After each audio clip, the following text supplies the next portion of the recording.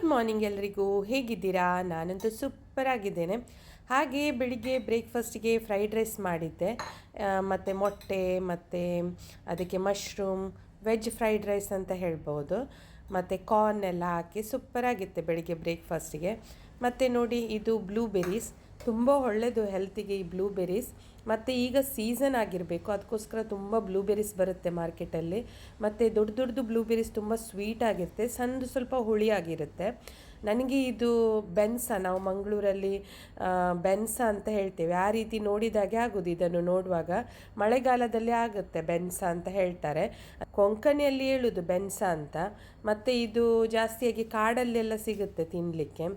ಹಾಗೆ ನಾನು ಇವತ್ತು ಲಂಚಿಗೆ ತಯಾರಿ ಮಾಡ್ತಾ ಇದ್ದೇನೆ, ಅಂದರೆ ಇವತ್ತು ಸ್ಪೆಷಲ್ ಏನಾದರೂ ಮಾಡುವ ಅಂತ. ಹಾಗೆ ನೋಡಿ, ನಾನು ಇಲ್ಲಿ ಬ್ರೆಸ್ಟ್ ಚಿಕನ್ ತಗೊಂಡಿದ್ದೇನೆ, ಅಂದರೆ ಬೋನ್ಲೆಸ್ ಚಿಕನ್. ಹಾಗೆ ಇವತ್ತು ಟಿಕ್ಕ ಬಿರಿಯಾನಿ ಮಾಡುವ ಅಂತ, ಅಂದರೆ ಇವತ್ತು ನನ್ನ ಮಾವನದ್ದು ಅಂದರೆ ಫಾದರ್ ಇನ್ ಲಾ ಇದ್ದು ಬರ್ಡೇ ಇವತ್ತು.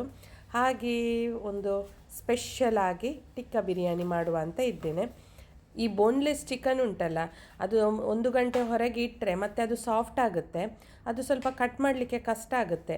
ಹೀಗೆ ಡೈರೆಕ್ಟ್ ಫ್ರೀಝರಿಂದ ತೆಗೆದು, ಅಂದರೆ ಗಟ್ಟಿ ಇರುತ್ತೆ ಅಲ್ಲ, ಅದು ಕಟ್ ಮಾಡಲಿಕ್ಕೆ ತುಂಬ ಈಸಿ, ನನಗೆ ಈಸಿ ಅನಿಸುತ್ತೆ. ಹಾಗೆ ನಾನು ನೋಡಿ ಇದನ್ನು ಒಂದು ಕ್ಯೂಬ್ ಶೇಪಲ್ಲಿ ಕಟ್ ಮಾಡ್ತಾ ಇದ್ದೇನೆ, ಅಂದರೆ ಟಿಕ್ಕ ಮಾಡಲಿಕ್ಕೆ. ಇದರಲ್ಲಿ ಒಂದು 500 ಗ್ರಾಮ್ ಚಿಕನ್ ಇದೆ.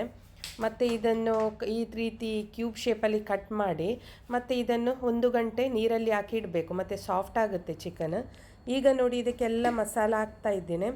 ಮಸಾಲಕ್ಕೆ ನಾನು ಮೊಸರು, ಚಿಲ್ಲಿ ಪೌಡರ್ ಮತ್ತು ಗರಂ ಮಸಾಲ ಪೌಡರ್, ಮತ್ತು ಇದಕ್ಕೆ ನೋಡಿ ಲಿಂಬೆ ರಸ, ಜಿಂಜರ್ ಗಾರ್ಲಿಕ್ ಪೇಸ್ಟ್, ಮತ್ತು ಸ್ವಲ್ಪ ರುಚಿಗೆ ತಕ್ಕಷ್ಟು ಉಪ್ಪು, ಇವೆಲ್ಲವನ್ನು ಹಾಕಿ ನಾನೊಂದು 2 ಗಂಟೆ ಮ್ಯಾರಿನೇಟ್ ಮಾಡಿ ಇಡ್ತೇನೆ. ಆಗ ಎಲ್ಲ ಮಸಾಲ ಸರಿಯಾಗಿ ಒಳಗಡೆ ಹೋಗುತ್ತೆ ಇದು. ಮತ್ತು ನೋಡಿ, ಈ ರೀತಿ ಎಲ್ಲ ಸರಿಯಾಗಿ ಮಿಕ್ಸ್ ಆಗಬೇಕು. ಸ್ಪೂನಲ್ಲಿ ಮಿಕ್ಸ್ ಮಾಡಿದರೆ ಆಗಲಿಕ್ಕಿಲ್ಲ, ಅದಕ್ಕೆ ಕೈಯಲ್ಲೇ ಮಿಕ್ಸ್ ಮಾಡಿದರೆ ಮಾತ್ರ ಸಮಾಧಾನ ಆಗೋದು. ಹಾಗೆಲ್ಲ ಮ್ಯಾರಿನೇಟ್ ಮಾಡಿ ಇಟ್ಟಿದ್ದೇನೆ ಅದನ್ನು. ಮತ್ತು ಇಲ್ಲಿ ನಾನು ಬಿರಿಯಾನಿಗೆ ರೆಡಿ ಮಾಡ್ತಾ ಇದ್ದೇನೆ. ಮೊದಲು ನಾನು ಬಾಸ್ಮತಿ ರೈಸನ್ನು ನೆನೆಯಲಿಕ್ಕೆ ಇಟ್ಟಿದ್ದೇನೆ, ಒಂದು ಅರ್ಧ ಗಂಟೆ ಆದರೂ ನೆನೆಯಲಿಕ್ಕೆ ಇಡಬೇಕು, ಹಾಗಾದರೂ ಇದು ಉಂಟಲ್ಲ ರೈಸ್ ತುಂಬ ಲಾಂಗ್ ಆಗಿ ಬರುತ್ತೆ. ಹಾಗೆ ನಾನು ದಾವತ್ ರೈಸ್ ತಗೊಂಡಿದ್ದೇನೆ. ಹಾಗೆ ನೋಡಿ, ಇದು ನಾನು 2 ಗಂಟೆ ಮ್ಯಾರಿನೇಟ್ ಮಾಡಿ ಇಟ್ಟಿದ್ದೆ ಅಲ್ಲ, ಅದನ್ನು ನಾನು ಈ ಬ್ಯಾಂಬೂ ಸ್ಟಿಕ್, ಇದು ಎದುರುಗಡೆಯಿಂದ ಸ್ವಲ್ಪ ಶಾರ್ಪ್ ಇರುತ್ತೆ, ಅದನ್ನು ಈ ರೀತಿ ಹಾಕಬೇಕು. ಮತ್ತು ಬ್ಯಾಂಬೂ ಸ್ಟಿಕ್ ಉಂಟಲ್ಲ, ಅದು ಸ್ವಲ್ಪ ಹೊತ್ತು ನೀರಲ್ಲಿ ಹಾಕಿಡಬೇಕು, ಆಗ ಅದು ಸ್ವಲ್ಪ ಗಟ್ಟಿಯಾಗುತ್ತೆ. ಮತ್ತು ನೀವು ಅದನ್ನು ಇದು ಮಾಡುವಾಗ, ಬಿಸಿ ಮಾಡುವಾಗ, ಅಂದರೆ ಅದು ಕಟ್ಟಾಗಲ್ಲ, ಅಂದರೆ ಡೈರೆಕ್ಟ್ ಫ್ರೈ ಮಾಡುವಾಗ. ನೋಡಿ, ನಾನು ಒಂದೊಂದಾಗಿ ಮಾಡಿ ಇಡ್ತಾ ಇದ್ದೇನೆ. ಅದಕ್ಕೆ ಸ್ವಲ್ಪ ಮಸಾಲ ಎಲ್ಲ ಸರಿಯಾಗಿ ಹಚ್ಚಿ ಈ ರೀತಿ ರೆಡಿ ಮಾಡಿ ಇಡಬೇಕು. ಸೂಪರಾಗುತ್ತೆ ಮಾತ್ರ ಈ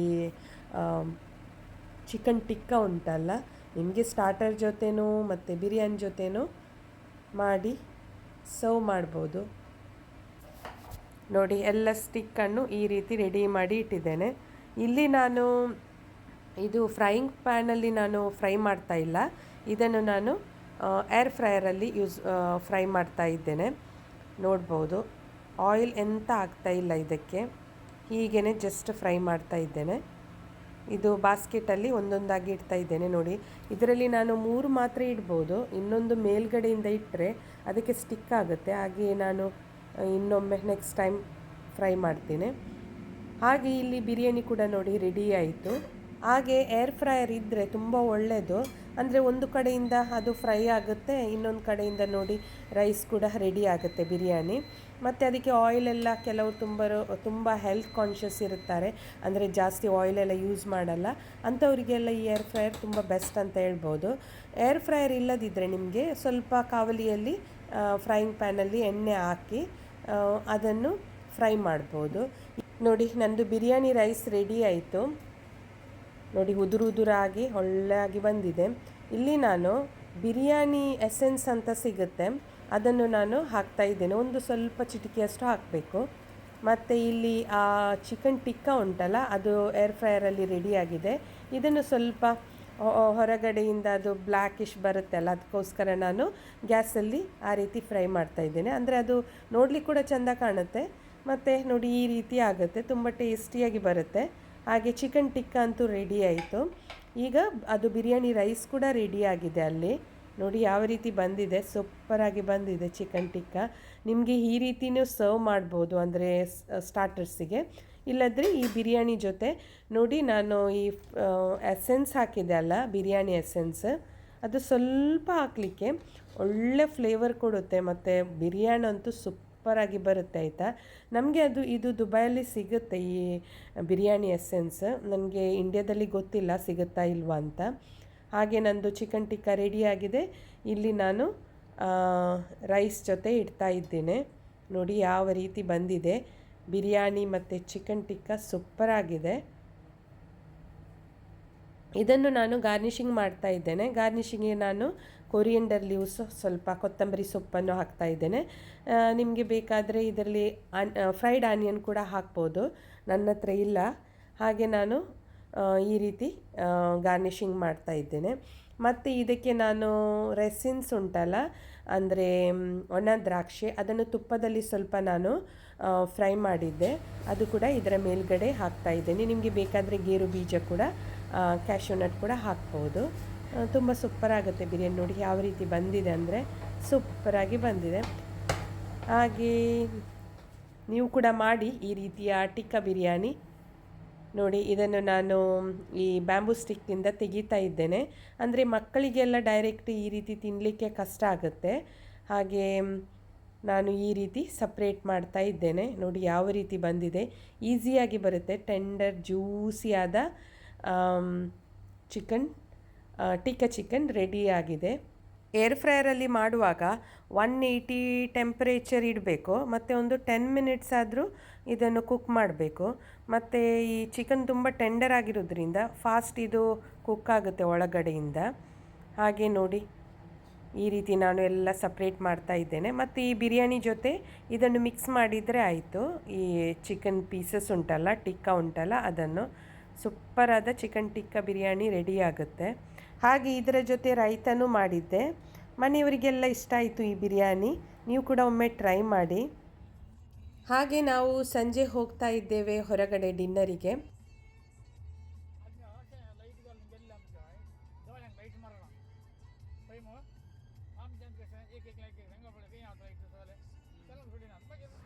ಸಂಜೆ ಆದಾಗೆ ತಂಪು ಗಾಳಿ ಬರ್ತಾ ಉಂಟು, ಅಂದರೆ ಕ್ಲೈಮೇಟ್ ಕೂಡ ತುಂಬ ಒಳ್ಳೆಯದಿದೆ. ಜೇಸ್ ನೋಡಿ ಖುಷಿಯಾಗಿದ್ದಾನೆ. ಅವನಿಗೆ ಅವನ ಗ್ರ್ಯಾಂಡ್ ಫಾದರಿದ್ದು ಬರ್ಡೇ ಅಂತ ಹೇಳಿ ಎವ್ರಿ ಡೇ ಕೇಳ್ತಾ ಇರ್ತಾನೆ ಯಾವಾಗ ಅಂತ. ಮತ್ತು ಅವನಿಗೂ ಕೂಡ ಅಷ್ಟೇ, ಅವನ ಬರ್ಡೇ ಕೂಡ ವೆಯ್ಟ್ ಮಾಡೋದು ಎವ್ರಿ ಇಯರ್. ನಂದು ಯಾವಾಗ ಬರ್ಡೇ, ಯಾವಾಗ ಡಿಸೆಂಬರ್ ಬರುತ್ತೆ ಅಂತ ಅವನು ವೆಯ್ಟ್ ಮಾಡ್ತಾ ಇರ್ತಾನೆ. ಹಾಗೆ ಇವತ್ತು ಅವನ ಗ್ರ್ಯಾಂಡ್ ಫಾದರಿದ್ದು ಬರ್ಡೇ ಅಂತ ಅವನಿಗೆ ತುಂಬ ಖುಷಿ. ಹಾಗೆ ಕಾರ್ಡು ಕೂಡ ಬೆಳಿಗ್ಗೆ ಮಾಡಿ ಕೊಟ್ಟಿದ್ದಾನೆ. ಅದರಲ್ಲಿ ಎಲ್ಲ ಬರೆದು ಎಲ್ಲ ಅವರಿಗಂತೂ ಖುಷಿ ಆಯಿತು. ಬೇಗ ಒಳಗಡೆ ಇಟ್ಟಿದ್ದಾರೆ ತಗೊಂಡದನ್ನು. ಹಾಗೆ ನಾವು ಬಂದಿದ್ದೇವೆ ರೆಸ್ಟೋರೆಂಟಿಗೆ. ಇದು ಮಾಲ್ನ ಒಳಗಡೆ ಇದೆ ಈ ರೆಸ್ಟೋರೆಂಟ್. ಸಿನಿಮಾ ಸಿಟಿ ಮ್ಯಾಕ್ಸ್, ಅಂದರೆ ಥಿಯೇಟರ್ ಕೂಡ ಇದೆ ಈ ಮಾಲ್ನ ಒಳಗಡೆ. ಇದೇ ಆ ರೆಸ್ಟೋರೆಂಟ್.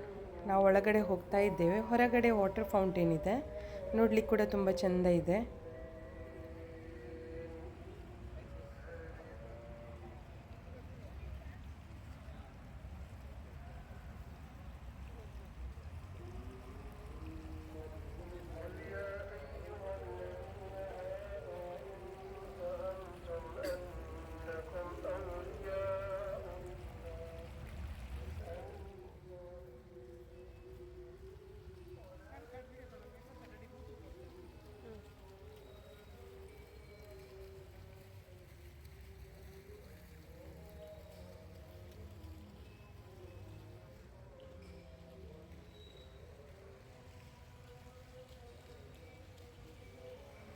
This is 06 Mall.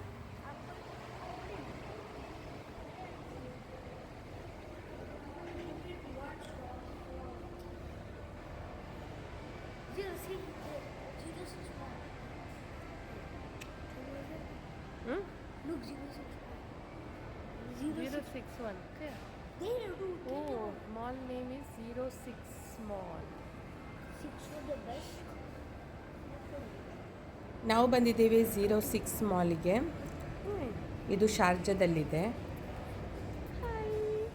ನೋಡಿ, ಈ ಮಾಲ್ನ ಹೆಸರು 006 ಮಾಲ್. 06 ಮಾಲ್. ಇದು ನೋಡಿ, ಇದು one of my favourite brand, Bath and Body works.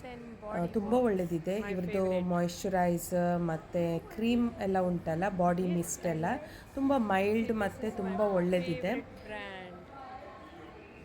Oh, look, 06 entrance.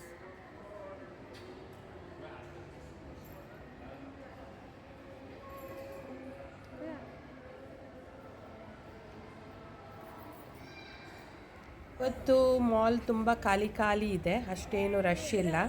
ಮತ್ತು ನಾವು ಹೋಗುವ ರೆಸ್ಟೋರೆಂಟ್ ಸೆಕೆಂಡ್ ಫ್ಲೋರಲ್ಲಿದೆ, 06 ಮಾಲ್ನ ಸೆಕೆಂಡ್ ಫ್ಲೋರಲ್ಲಿ.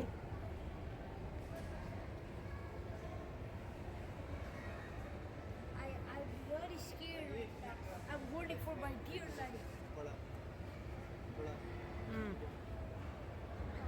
ಇಲ್ಲಿ ಎದುರುಗಡೆ ಕಾಣ್ತಾ ಉಂಟಲ್ಲ, ಇದು ಸಿನಿಮಾ ಸಿಟಿ ಮ್ಯಾಕ್ಸ್ ಥಿಯೇಟರ್. ಇದು ಮಾಲ್ನ ಒಳಗಡೆ ಇದೆ, ಸೆಕೆಂಡ್ ಫ್ಲೋರಲ್ಲಿ.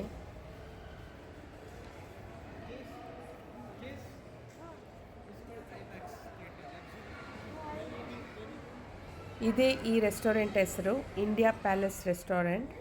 ಒಳಗಡೆ ಹೋಗಿ ನೋಡುವ ಯಾವ ರೀತಿ ಇದೆ ಅಂತ. ನೋಡಿ, ಈ ರೀತಿ ಇದೆ ಈ ರೆಸ್ಟೋರೆಂಟ್. ಹೊರಗಡೆ ಕೂಡ ಕೂತ್ಕೊಳ್ಬಹುದು. ನೋಡಿ, ಹೊರಗಡೆಯಿಂದ ಕೂಡ ಈಗ ಸ್ವಲ್ಪ ಸೆಕೆ ಇರುವುದರಿಂದ ಹೊರಗಡೆ ಕೂತ್ಕೊಳ್ಳಿಕ್ಕೆ ಆಗೋದಿಲ್ಲ. ವಿಂಟರಲ್ಲಿ ಎಲ್ಲ ತುಂಬ ಒಳ್ಳೆಯದು. ಹೊರಗಡೆ ಕೂತ್ಕೊಂಡ್ರೆ ಈ ರೀತಿಯ ವ್ಯೂ ನೋಡ್ಬೋದು.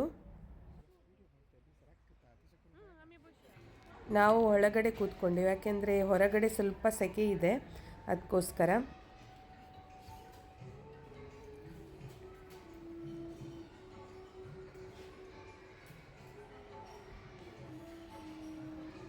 ಇಂಡಿಯಾ ಪ್ಯಾಲೇಸ್ ಒಳಗಡೆಯಿಂದ ಈ ರೀತಿ ಮಾಡಿದ್ದಾರೆ, ಅಂದರೆ ಪ್ಯಾಲೇಸ್ ರೀತಿಯಲ್ಲಿ ನೀವು ನೋಡ್ಬೋದು. ಈ ರೀತಿ ಓಪನ್ ಪ್ಲೇಸಲ್ಲಿ ಕೂಡ ಕೂತ್ಕೊಳ್ಬೋದು. ಅಷ್ಟಲ್ಲದೆ ಒಳಗಡೆ ಕ್ಯಾಬಿನ್ ರೀತಿಯಲ್ಲಿ ಮಾಡಿದ್ದಾರೆ. ಮತ್ತು ಅಲ್ಲಿ ಸ್ಕ್ರೀನ್ ಉಂಟು, ಕರ್ಟನ್ಸ್, ಅದು ಕೂಡ ಕ್ಲೋಸ್ ಮಾಡಿ ಫ್ಯಾಮಿಲಿ ಡಿನ್ನರ್ ಮಾಡ್ಬೋದು. ಮತ್ತು ಸಾಫ್ಟ್ ಮ್ಯೂಸಿಕ್ಕೂ ಇದೆ. ಹಾಗೆ ತುಂಬ ಕ್ಲೆನ್ಲಿನೆಸ್ ಕೂಡ ಕ್ಲೀನಾಗಿ ಇಟ್ಟಿದ್ದಾರೆ ಈ ರೆಸ್ಟೋರೆಂಟ್. ಇಲ್ಲಿ ನೋಡಿ, ಈ ಟೆಂಪಲ್ ಎಲ್ಲ ಇರುತ್ತೆ ಅಲ್ಲ, ಅದರ ಹೊರಗಡೆಯಿಂದ ಈ ಸಣ್ಣದು ಲ್ಯಾಂಪ್ ಥರ ಇಡ್ತಾರೆ, ಆ ರೀತಿ ಮಾಡಿದ್ದಾರೆ. ಹಾಗೆ ನಮಗೆ ಇಲ್ಲಿ ಪಪ್ಪಡಮ್ ಮತ್ತು ನೋಡಿ ಮಿಂಟ್ ಚಟ್ನಿ ಇದೆ, ಮತ್ತು ಡೇಟ್ಸ್ ಚಟ್ನಿ, ಮತ್ತು ಪಿಕ್ಕಲ್ ಇದೆ, ಮ್ಯಾಂಗೋ ಪಿಕ್ಕಲ್, ಮತ್ತು ಇನ್ನೊಂದು ಪಪ್ಪಾಯ ಪಿಕ್ಕಲ್ ಇತ್ತು ಸ್ವೀಟಲ್ಲಿ, ತುಂಬ ಟೇಸ್ಟಿಯಾಗಿತ್ತು. ಆ ಪಿಕ್ಕಲ್ ಅಂತ ನನಗೆ ಇಷ್ಟ ಆಯಿತು, ಈ ಪಪ್ಪಾಯ ಪಿಕ್ಕಲ್. ಇಲ್ಲಿ ನೋಡಿ, ಇದು ಮೆನು, ಇದು ಇಂಡಿಯಾ ಪ್ಯಾಲೇಸ್ ಇದ್ದು ಮೆನು ಈ ರೀತಿ ಇದೆ.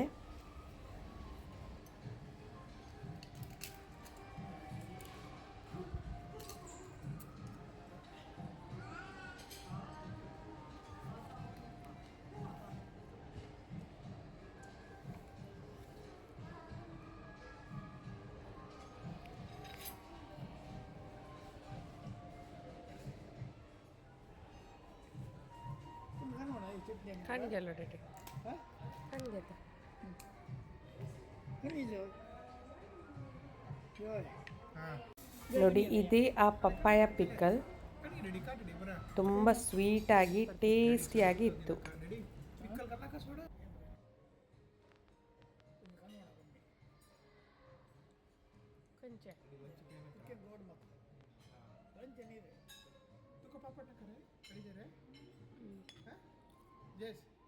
ನಾನಂತೂ ಈ ಪಪ್ಪಾಯ ಪಿಕ್ಕಲನ್ನೇ ತಿಂತಾ ಇದ್ದೇನೆ, ಸ್ವೀಟಾಗಿ ಟೇಸ್ಟಿಯಾಗಿತ್ತು. ಮತ್ತು ಈ ಪಪ್ಪಡಮ್ ಜೊತೆ ಅಂತೂ ಒಳ್ಳೆ ಕಾಂಬಿನೇಷನ್ ಈ ಪಿಕ್ಕಲ್. ನಾವು ಆರ್ಡರ್ ಮಾಡಿದ್ದು ನಾನ್ ವೆಜ್ ಪ್ಲ್ಯಾಟರ್ ಮತ್ತು ವೆಜ್ ಪ್ಲ್ಯಾಟರ್, ಅದರ ಜೊತೆ ಸ್ಟ್ರಾಬೆರಿ ಮೊಯಿಟೋ ಮತ್ತು ಲಸ್ಸಿ, ಸ್ವೀಟ್ ಲಸ್ಸಿ.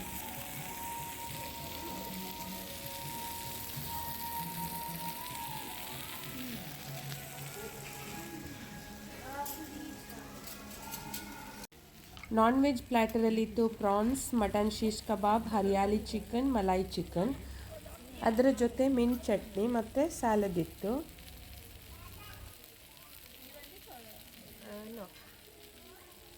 ಚಟ್ನಿ चटनी आणि असा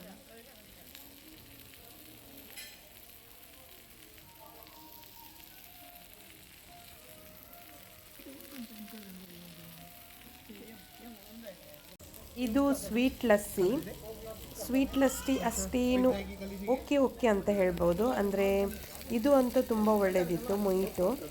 ಇದು ಸ್ಟ್ರಾಬೆರಿ ಮೊಯಿಟೋ. ಮತ್ತು ಸ್ವೀಟ್ ಲಸ್ಸಿ ನನಗೆ ಅದು ತಿಕ್ಕಾಗಿ ಮಲಾಯಿ ರೀತಿಯಲ್ಲಿ ಇರುತ್ತೆ ಅಲ್ಲ, ಅದು ಪಂಜಾಬಿ ಲಸ್ಸಿ ಅಂತ ಹೇಳ್ತಾರೆ ಆ ರೀತಿ.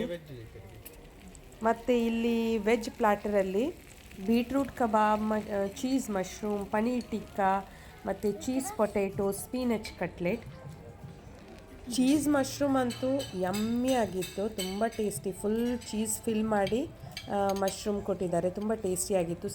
ನಂದು ಪ್ಲೇಟ್ ಫುಲ್ ಸ್ಟಾರ್ಟರ್ಸ್. ಹಾಗೆ ನನ್ನ ಸ್ಟಾರ್ಟರ್ಸನ್ನು ಎಂಜಾಯ್ ಮಾಡ್ತೇನೆ. ತುಂಬ ಒಳ್ಳೆಯದಿದೆ ಈ ರೆಸ್ಟೋರೆಂಟ್, ಇಂಡಿಯಾ ಪ್ಯಾಲೇಸ್ ರೆಸ್ಟೋರೆಂಟ್. ಯಾರೆಲ್ಲ UAEಯಲ್ಲಿ ಇದ್ದೀರಾ, ಒಮ್ಮೆ ಶಾರ್ಜಕ್ಕೆ ಬಂದು ಈ ಇಂಡಿಯಾ ಪ್ಯಾಲೇಸ್ ರೆಸ್ಟೋರೆಂಟ್ಗೆ ವಿಸಿಟ್ ಮಾಡಿ, ಎಂಜಾಯ್ ಮಾಡಿ ಇಲ್ಲಿಯ ಫುಡನ್ನು.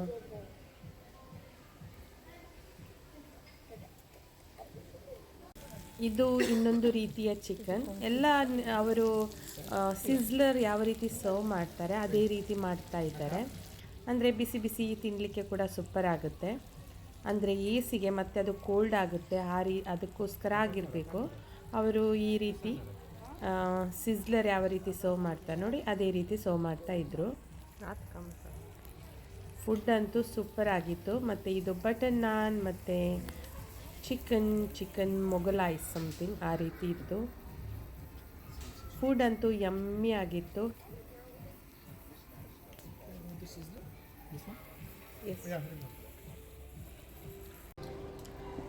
Okay. You need me to arrange this thing? Let me know.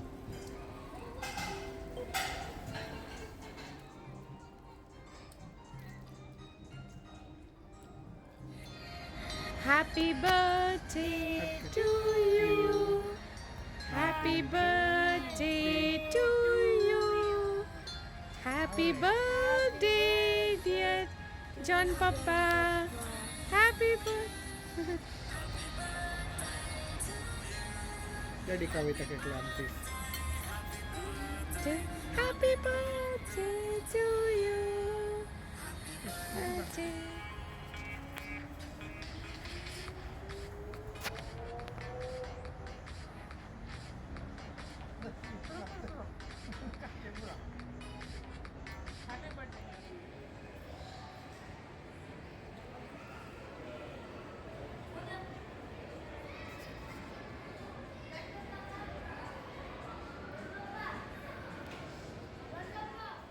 ಈ ರೆಸ್ಟೋರೆಂಟ್ನ ಹೊರಗಡೆ ಇದೆ ನೋಡಿ ಸ್ಟ್ಯಾಚು, ಎಲಿಫೆಂಟ್ ಸ್ಟ್ಯಾಚು.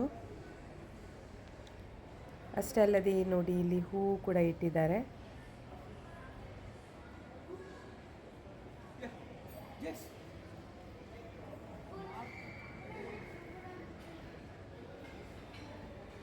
ಇದು ಇಲ್ಲಿಯ ಮೆನು ನೋಡಿ. ಯಾರೆಲ್ಲ ಮಾಲಿಗೆ ವಿಸಿಟ್ ಮಾಡ್ತಾರೆ ಅವರು ಮೆನು ನೋಡಿ ಒಳಗಡೆ ಹೋಗ್ಬೋದು.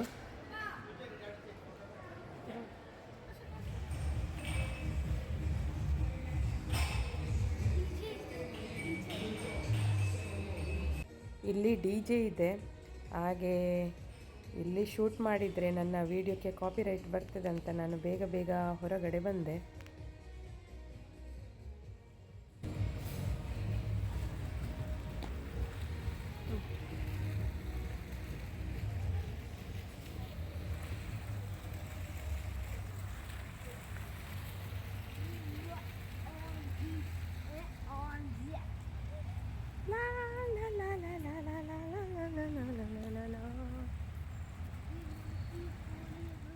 ಹಾಗೆ ನಮ್ಮ ಬರ್ಡೇ ಗಮ್ಮತ್ತಾಗಿ ನಡೆಯಿತು.